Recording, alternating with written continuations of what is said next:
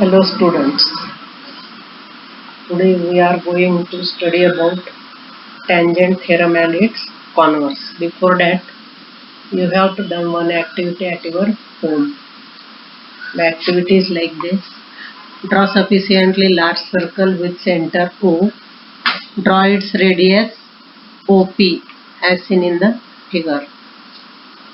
Draw a line AB perpendicular to OP. Here is line AB perpendicular to OP. It intersects the circle at point A and B. Line AB circle ला A आणि B मध्ये काय करते? Intersect करते. Imagine the line slides towards P. Imagine करायचे की ही line असे slide होत कुठपर्यंत येते? P पर्यंत. Such that all the time it remains parallel to its original position. Original पोझिशनची जी लाईन आहे त्याला पॅरलल असे हे स्लाइड होत आलेले. Obviously, while the line slides, points A and B approach each other along the circle. जशी जशी ही लाईन अशी स्लाइड होत खाली येईल तसं हे पॉइंट A आणि B इंटरसेक्शनचे जे सर्कल वरचे ते काय होणार आहे? Approach each other along the circle. At the end they get merged in point P आणि शेवटी ते या पॉइंट P मध्ये काय होणार आहे? मर्ज होणार आहे. But the angle between the radius OP and line will remain a right angle. पण हा जो अँगल आहे तो प्रत्येक ठिकाणी काय राहिलेला आहे? 90चाच राहिलेला आहे.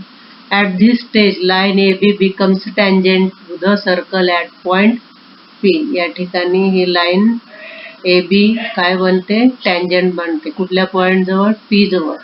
So it is clear that tangent at any point of a circle is perpendicular to the radius at that point, and this property is known as a tangent theorem. So now we will see the proof of this theorem. So what is theorem? A tangent at any point of a circle is perpendicular to the radius at the point of contact. म्हणजे वर्तुळाची स्पर्शिका ही त्या वर्तुळावरच्या कोणत्याही बिंदूला त्रिज्येशी असणाऱ्या बिंदूला काय असते? लंब असते.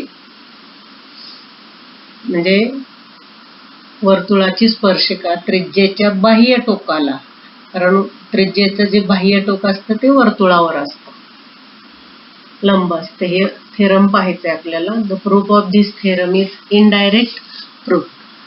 So first draw the figure as a tangent at any point. So draw circle, draw it's tangent.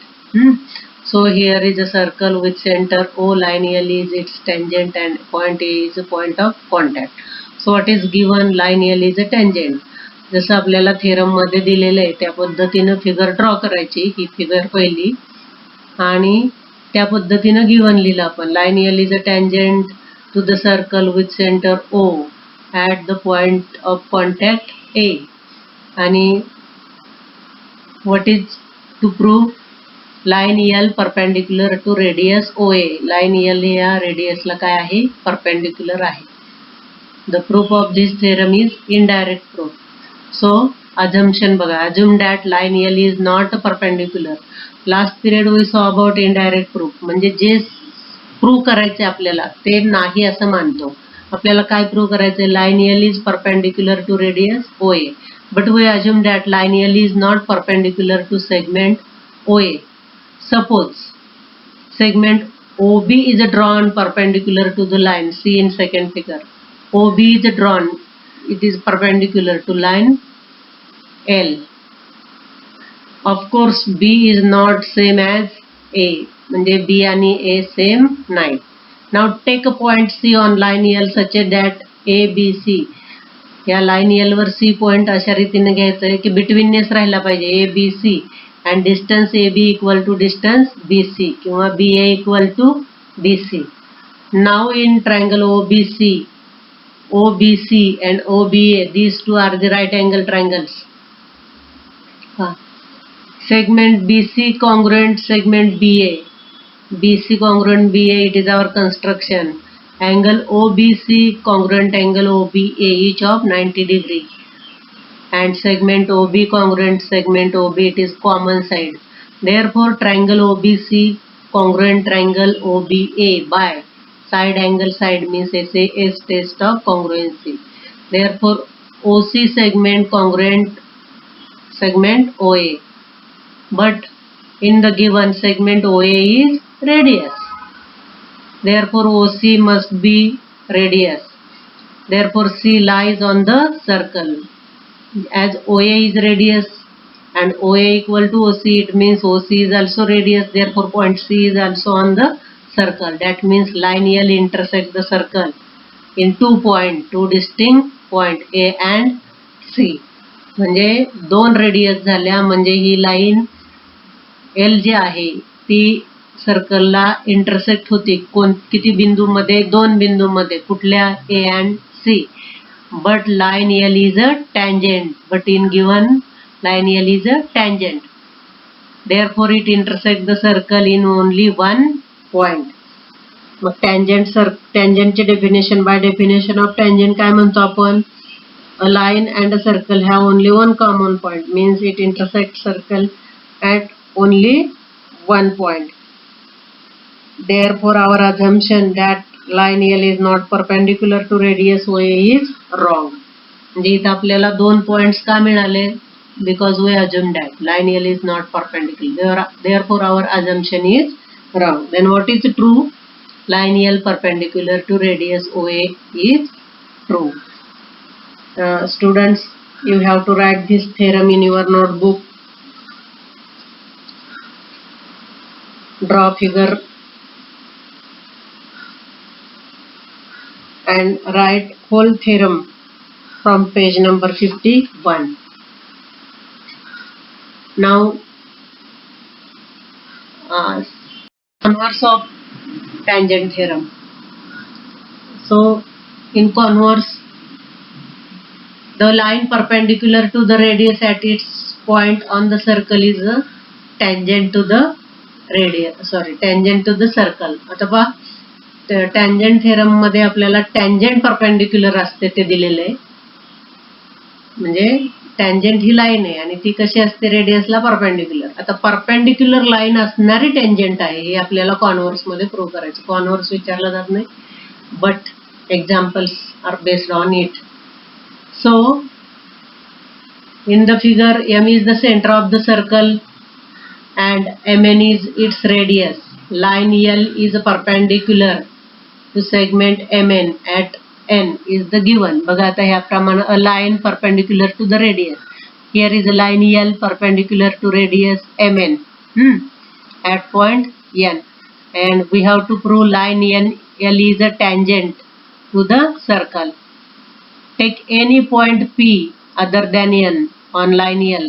या N व्यतिरिक्त अजून एक पॉइंट घ्यायचा P point line L वर. And draw segment MP. Here now triangle MNP is right angle triangle. And you know, in right angle triangle side opposite to 90 degrees is called hypotenuse. So MP is hypotenuse. And in right angle triangle hypotenuse is the greatest side किंवा largest side. So segment MP greater than segment MN. As segment MN is a radius, point P can't be on the circle. बघा, MN काय आहे? MP greater than MN आहे and MN is a radius. Therefore, point P can't be on radius. Radiusच्या distance एवढा जर तो point distance असेल तरच तो point circle वर. But here MP is greater than MN. Therefore, MN is a radius. Point P can't be on the circle. Therefore, no other point except point N. म्हणजे या N point व्यतिरिक्त दुसरा कुठलाही बिंदू of line L, L line वरचा is on the circle. No other point except point N of line L is on the circle. फक्त हा N पॉइंटच या रेषा L वरचा असा आहे की जो कुठं आहे? सर्कल वर आहे. या N व्यतिरिक्त दुसरा कुठलाही नाही. Therefore, line L intersects the circle in only 1 point. And by definition, line L is a tangent to the circle. Because definition of tangent, only one point common to circle and line, then the line is called as tangent. So next one is tangent secant theorem. Theorem is asked for 3 marks or objective type activity based question मध्ये हा प्रश्न विचारला जातो. Tangent secant theorem किंवा question त्याच्यावर विचारले जातात प्रश्न. What is theorem? Tangent segment drawn from an external point to a circle are congruent. Here PD segment PD and segment QD किंवा DP and DQ are the tangent segment. त्याला आपण स्पर्शिका खंड म्हणतो. ही स्पर्शिका आहे आणि त्याच्यातला DP हा सेगमेंट आहे, DQ हा पण काय सेगमेंट आहे. PD लाईन आहे तर DP हा segment. So tangent segments are congruent. हे थेरमने तुम्हाला काय करायचं, या थेरम मध्ये सिद्ध करायचं. Tangent segment drawn from external. कुठून काढले ते? From external points. या सर्कलवरच्या पॉइंट मधून नाही, हा D पॉइंट एक्सटर्नल आहे. बाह्य बिंदूतनं वर्तुळाला काढलेले जे स्पर्शिका खंड आहेत ते कॉन्ग्रुएंट असतात, हे सिद्ध करायचे. Observe the figure and write given and to prove. आता ही फिगर ऑब्झर्व करायची तुम्ही आणि गिवन लिहायचं. काय लिहिणार given? The circle with centre A, segment DP and segment DQ are two tangent segments drawn from external point D. हे काय येणार तुमचं गिवन. टू प्रूव्ह मध्ये काय येणार? They are congruent. Means segment DP congruent segment DQ is to prove.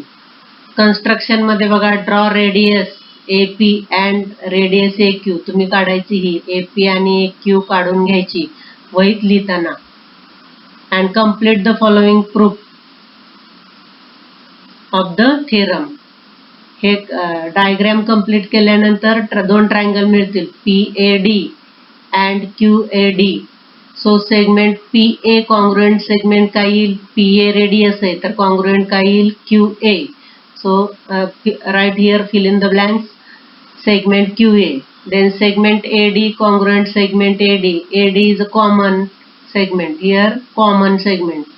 Angle APD congruent angle AQD equal to 90. Tangent theorem. Tangent perpendicular to the radius. Therefore, triangle PAD congruent triangle QAD. बघा, ही एक side आणि याला काय म्हणतो आपण? 90 डिग्रीच्या अपोजिटच्या साइडला hypotenuse.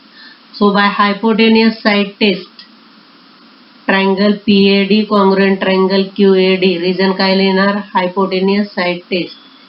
These two triangles are congruent. Therefore, segment DP congruent segment DQ, congruent side of congruent triangle.